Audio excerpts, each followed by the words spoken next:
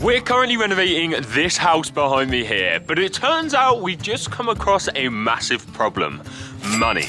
That's a lot. It turns out we're spending a lot more than anticipated. So it's quite a lot of money we've spent so far, but more on that later. Last week, we finished all the bricklaying for our big kitchen diner extension. Wasn't that hard, was it? An extension that is going to turn this crusty chalet bungalow into our dream home. Kitted out with gorgeous shaker units, a huge modern island, a butler sink, some farmhouse tiles, quartz worktops, a built-in TV unit, and so much more. And now, because we've finally finished all the block work for this extension, it's time to get on to the next step, and that is the roof. The roof. Roof. The roof? Roof. The roof. This week, you'll see us put on our roofing hats as we tackle the unknown of how to build a flat roof. Something us DIYers have never done before. We've got a lot of research to do. So you may as well stick around, because you'll either learn something new yourself, or you can laugh at us as we try to.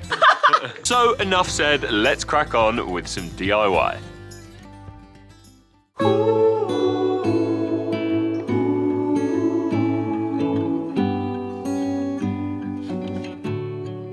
Today, we are finally starting on the roof, which is so exciting. We're just finishing off these trestles right now, and then we can start attaching some head plates, which are the things that go on the top brick of the inner skin where the joist will land on top of. Just normal pieces of wood, basically, that need to be secured onto the thermalite brick. Anyway, let's crack on. Let's start some mark. Hi-ho, hi-ho, just the way we go.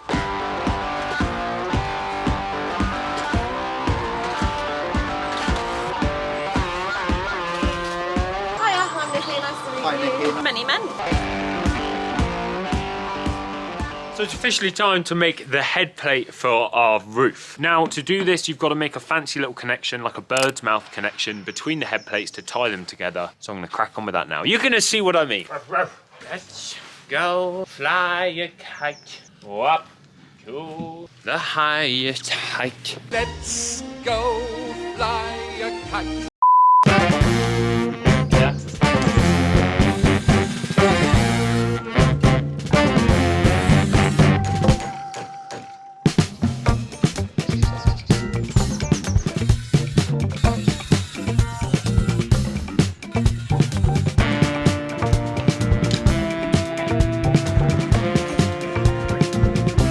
So here we are making a relatively thin bed of mortar which the head plate will sit on top of. But don't worry, this is not the only thing holding this down. We will also be screwing down into the thermalite bricks below, as well as attaching some metal straps which we'll discuss later on in this video.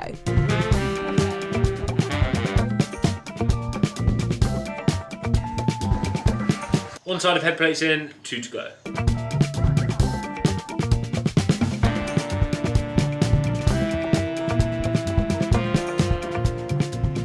Right, it is the end of the day. We're going to wrap it up there for today because actually it ended up being like a very fiddly job, these head plates, and it took us quite a long time, but they are all in now. We're very happy with them, and we can start putting the joists up and the OSB and all of that fun stuff to make it actually look like a roof, which is so exciting. So yeah, we'll see you in the morning. Something that I also really wanted to talk to you guys today is about this side to YouTube, and that is the editing side, where I am sat in my bedroom 2 days a week beavering away. And something that has been an absolute game changer for me during this time is the SIHOO Doro S100 ergonomic office chair. As someone who spends 2 full days a week sitting here and editing videos, I can tell you that comfort is key. But I also spend a lot of time on site, using my body in all kinds of heavy duty ways, so when I'm at my desk, it's crucial that I'm supporting my body properly. The Doro S100 has dual dynamic lumbar support that adapts to your lower back as you move, giving constant personalised support. The independent backrest can be adjusted up and down to 5 different levels to suit anyone's height whilst using this chair. So whether you're 6'2" like Harry or 5'6" like me, this backrest will support your shoulders and neck perfectly. This chair also has 4D adjustable armrests, a wide headrest, and even seat depth adjustment, all designed to keep me comfortable and pain-free no matter how long I'm sitting. And when I need a break, the max 135-degree recline means I can kick back, relax, and recharge for the next project. When I'm sitting for hours editing, it's really important to me that I have a chair that does support me in my back. The Doro S100 lets me take care of my body whilst I'm in office mode, ensuring that even long hours of work don't lead to aches or discomfort. So if you're ready to take your comfort and your productivity to the next level, then be sure to check out the SIHOO Doro S100. Use the link in the description as well as our exclusive discount code to get you guys 6% off. Anyway, thanks for listening. Let's crack on with some work.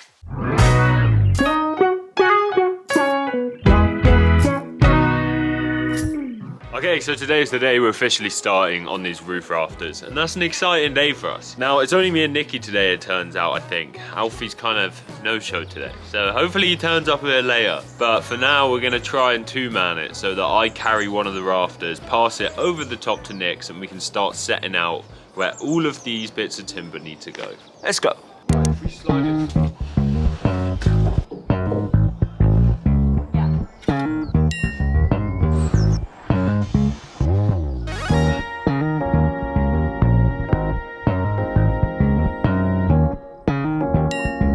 As you can see behind me here, the boys are opening up the current roof where our flat roof is going to join it. So we're cutting the ends off of a few joists and making sure there is enough room for our joists to sit nicely under there.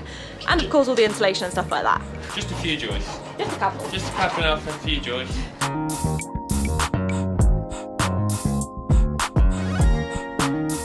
Before we go any further with this roof, let's take a second to explain what roof we're even building here. So we are building a flat roof, and there are two different types of flat roofs that we can decide between.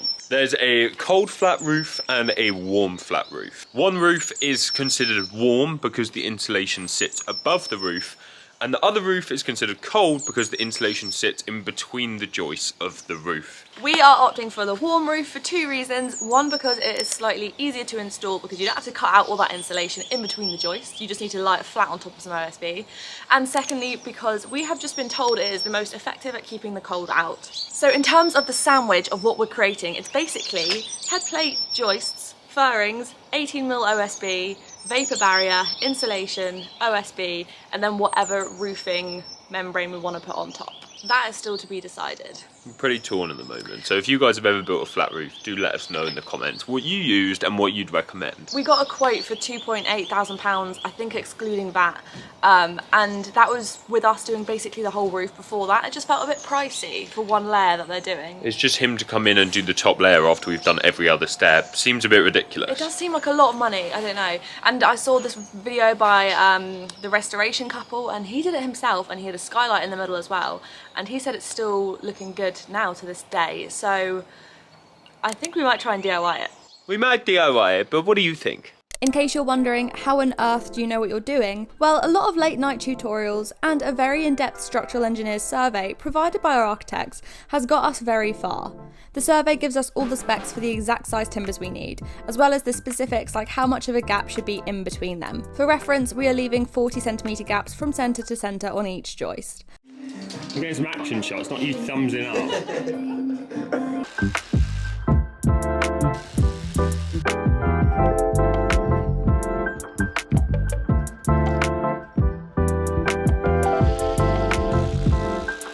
didn't realise I was so afraid of heights.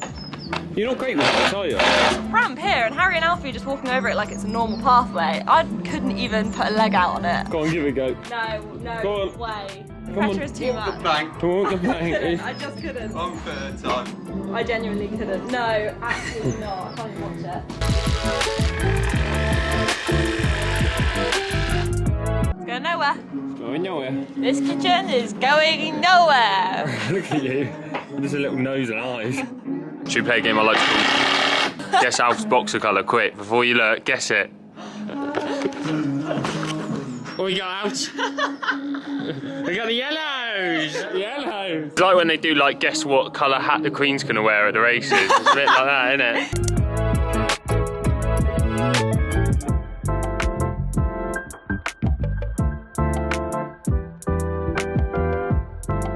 What we've got going on behind me here is we've got the sky lantern where it's going to sit. So we are currently tripling up on these joists. We've got 2 here now. We're going to attach 1 more to that so that we have 3 joists to carry the weight of the sky lantern on one side and 3 on the other. They're all going to have loads of noggins and supports between because it's going to be a heavy bit of glass. On the subject of sky lanterns, let's have a little chat about what we're thinking. So our plan is to definitely have some sort of skylight in the second half of the kitchen. And we're getting ours from a company called Facro, who provide pretty much anything and everything to do with roof windows. But here is where we need your help. Do we go for a sky lantern or a modern DXW flat roof window? Both would allow for great light, but which would look better in the space? Also, we have the choice between a white and anthracite grey colour on the inside of the window. What would you guys go for? I'm leaning a little bit towards the anthracite grey because it will go well with the other dark features that we have in our kitchen. But if you do have an opinion, let us know in the comments down below. Right, it's time to make the boys some lunch, and myself obviously. We've got burgers today, which is so rogue, but I went past the Five Guys the other day and I was like, oh, I really want one of them. So we're making it from scratch. I even bought some burger sauce and some pickles, so let's do it. I will need a rating. You'll need a rating, passing it in. Oh, we're in 10 territory. You guys have 1.5 as well. Wow, this looks bloody delicious. It's good. It's a little bit like shit. It tastes like shit. Do you get that vibe in the back of your throat when it's burnt sauce? Really? No. No, maybe I'll just sit back. Right, my job now is to cut out some noggins. They're about 14 inches wide each. I'm going to do a load of them because we need tons to go between all of these joists.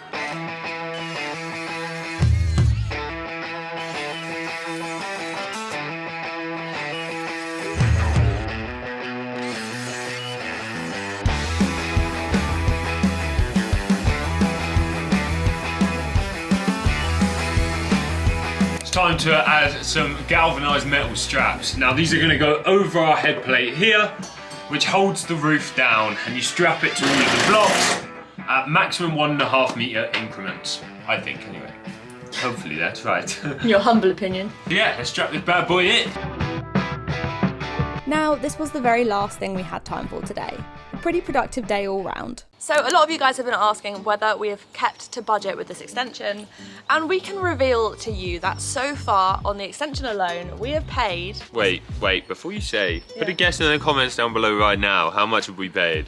Okay, so if you put your guesses down below, the number is £18,000 on the extension alone so far. And I've got a little list here of all the big spends, and let me just list them out to you, because right now you're thinking, that's a lot, and you guys haven't even got windows, you haven't even got the full roof. But let me just put that into perspective. So the first order of blocks and thermalites, we paid £2,000. On the concrete and the pump for the foundations, that was £3,000. £500 on OSB just for the shutters that we did for the foundations.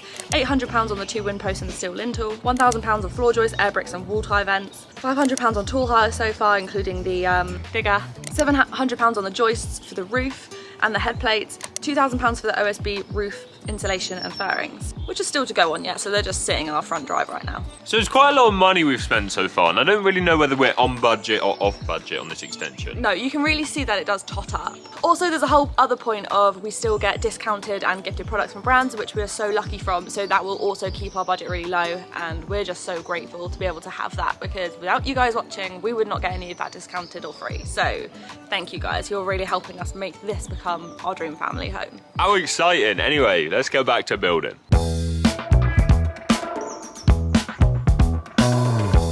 As you can see, today was a very glum rainy day, so the boys cracked on without the camera and put these noggins in between the joists. And in the afternoon, all their efforts were focused on the skylight and making a good space for this.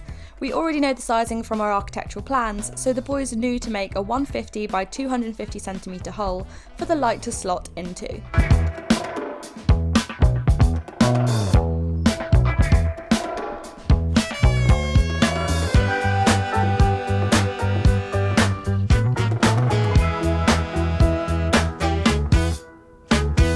These boys have been working so hard today. I've been editing away inside, and these boys are finishing off the joist, and they look so good.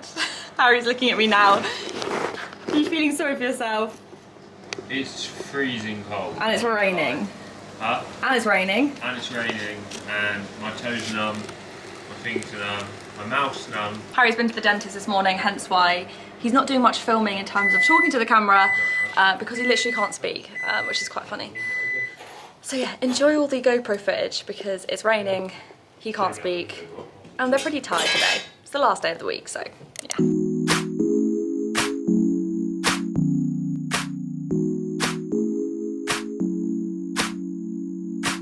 At this point, you're probably wondering what we've done with the floor below. Well, this is something we tackled earlier on in the week before we even started the roof. So let's go back about 4 days and get you up to scratch with what we did here.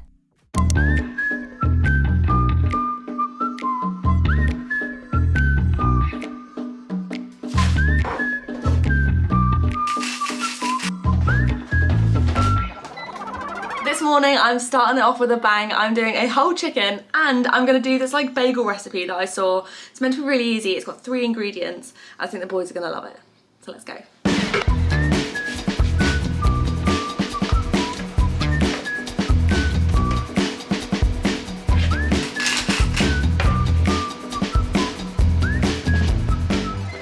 We've got a big job to do, and that is to sort out the subfloor, which is going underneath our timber suspender floor. Yeah. This is going to be a 100mm thick Concrete slab. concrete slab, which we are making ourselves today. Homemade. Homemade concrete. We actually had instructions on our structural calculations saying we can either do 100mm concrete slab or we can do a DPC on the bottom and then 50mm of concrete. We've opted for the 100mm. It's a DPM, damp-proof membrane. But Sorry, it doesn't really DPM, matter. whatever. Same thing. Anyway, I've got a bit of a plan of how we're going to tackle this. Yeah. So let's get it set up, and I'll show you what I mean. Okay.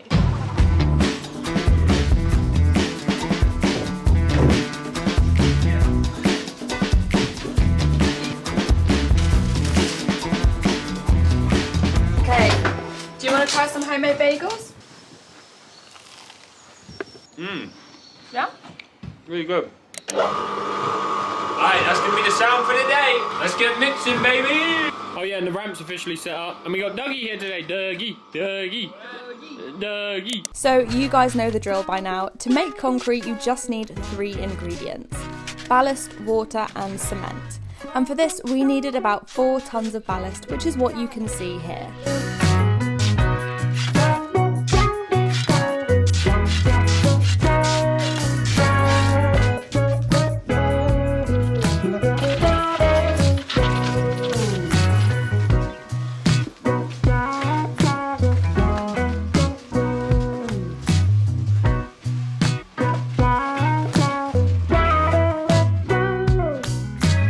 At this point, us 3 were a very well-oiled machine, taking turns with 1 person on the mixer, 1 person raking out the concrete being poured, and 1 person filling up the barrows of ballast and moving it from the front driveway to the back of the house.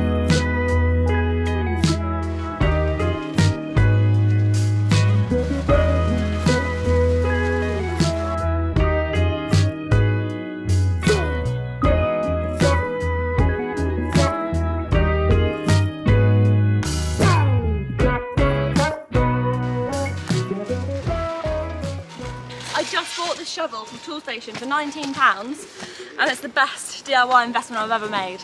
It's called a corner shovel and it's meant to shovel really easily because it's got that point at the top. It just cuts through it so easily. Also, we're flying through the work day. We are. We're like halfway maybe. Already in, what time is it, 11? 11, we've been cranking it hard. Dougie is an absolute machine. He's a machine. Without Doug, we'd be Oh no, we'd still get it done, just wouldn't be as quick. It would be really long for us. We'd probably finish at like 7 PM. So we're going well. Yeah. Let's keep building this concrete slab. We love you, Doug.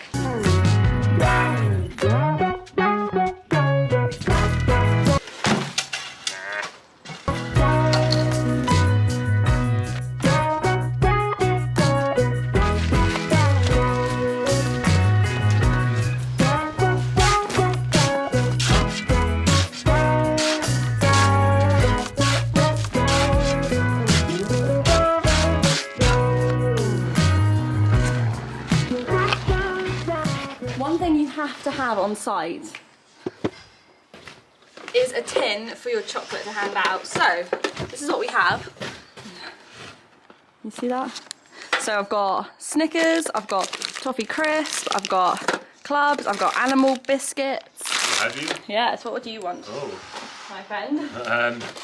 I'd actually have some rogue leaf. I've actually got a penguin. I'll have some animal biscuits. Animal biscuits? That's so rogue. No, I'll have a penguin. These are my favourite, but Harry doesn't really like them. But in Orange my Puff's opinion, good. You get the mint one. they are the best. You got it 20. That is the best.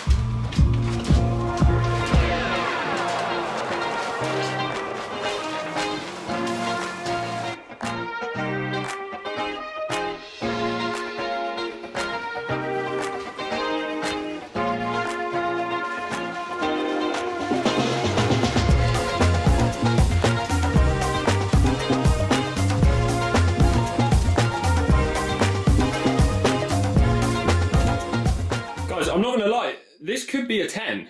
Do you think? I'm feeling a 10 here. Okay, look how nice this chicken is. Wow. It's nice. Look at the amount of cranberry as well. That is looking good. Salad mixed in. Yeah. Last week, that was the critique. Oh, yes, boss. Oh, it's warm. Beautiful. Right, let's have a proper look at this. Let's give it a rating. I don't think it's a 10 because there will be room for a better sarnie this series. I don't know what it will be. A very strong sarnie next. If you guys have any suggestions, what could be a 10 out of 10 sarnie for next mate, let us know in the comments. What's your favourite sarnie? We need some inspiration. These are good. I want to make egg.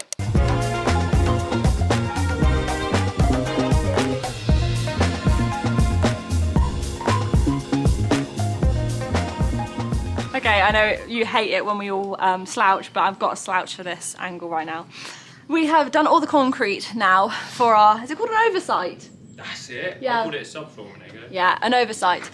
And now we need to set up all of the trestles and the scaffolds on the inside here so that when we start working tomorrow, we can easily access the roof. How do you feel, Doug? Yeah, I'm buzzing. Yeah, me too.